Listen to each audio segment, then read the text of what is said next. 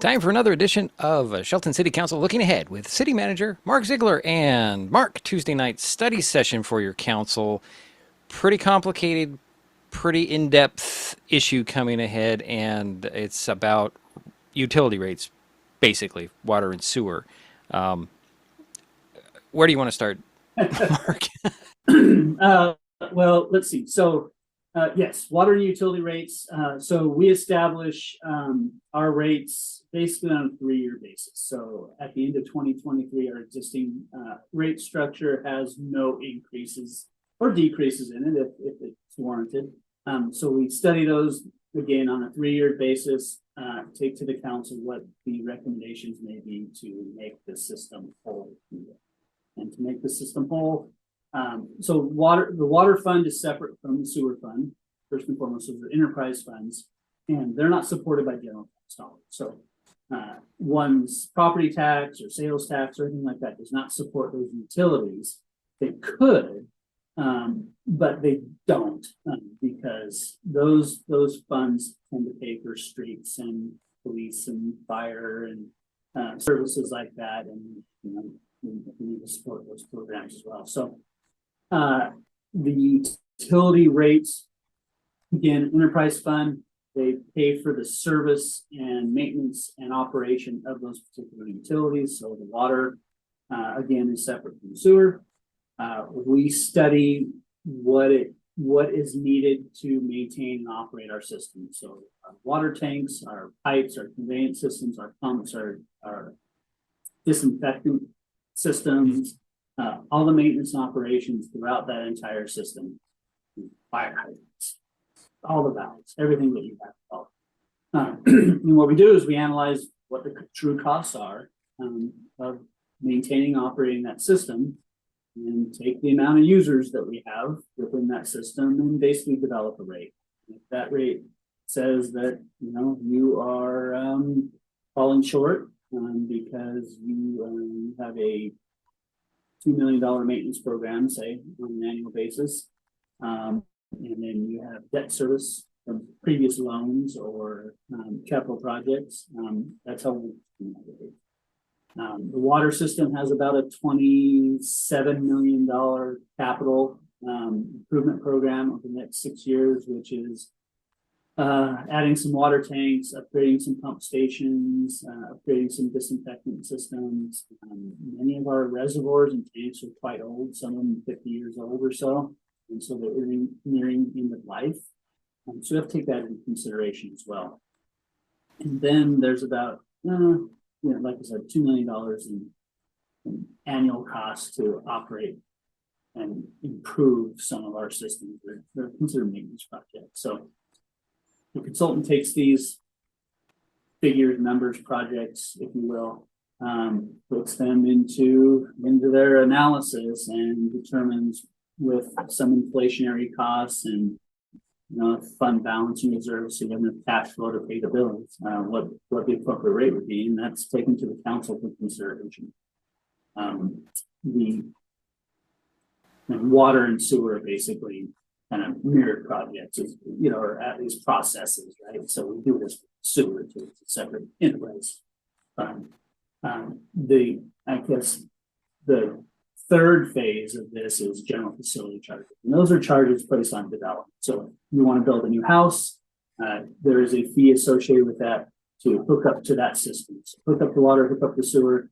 The general facility charges pay for system capacity improvement. So as growth increases in the city, we have more demand, right, on our systems. We have more people using water. That means there's more water lines, more water tanks needed. So we need to determine what the appropriate rate is on those general facility charges to new development to offset the costs of making those improvements down the road without stifling development. Right? We want people to invest in our communities. We want more housing, commercial investments, but how much of that should be borne by the existing residents? System. So that's kind of the ultimate decision the council has to make. They get all the facts in front of them, and Tuesday is basically the study session. So we can better inform the council, better inform the public, staff, get clear direction from them, and then bring them some options and alternatives back at a public hearing at the council meeting on a later date.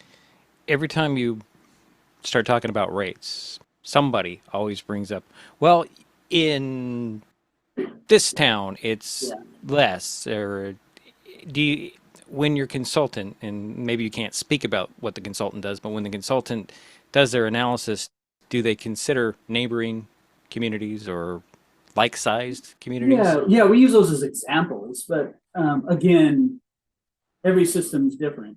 Every city has a different wastewater treatment plant. We have debt service on that treatment plant from about 15 years ago, a $30 million low interest loan from USDA, so that debt service to pay off.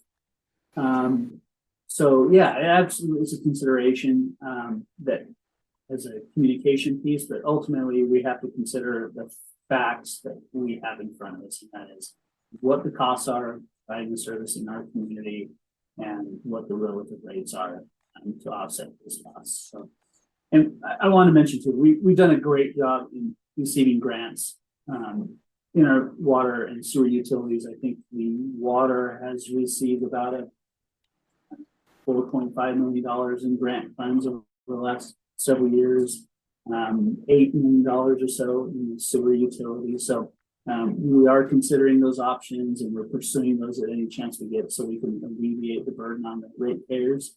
And we'll continue doing that moving forward.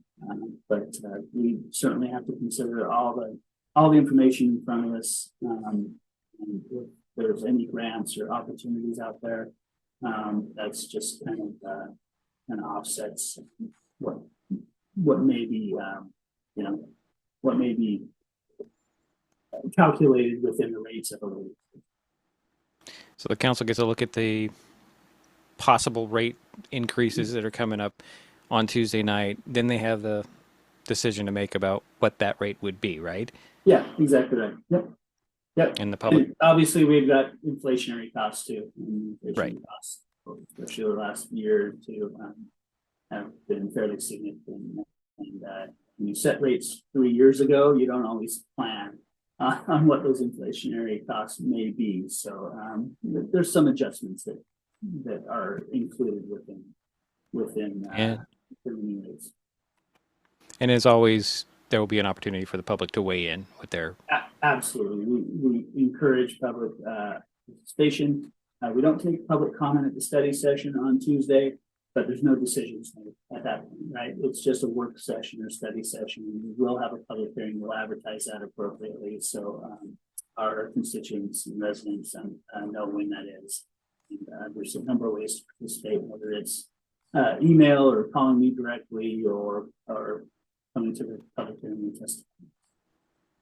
If you want to know what that is before you get to the actual action phase, Tuesday night, Civic Center courtroom, 6 o'clock via Zoom, or you can catch it on the city's YouTube channel.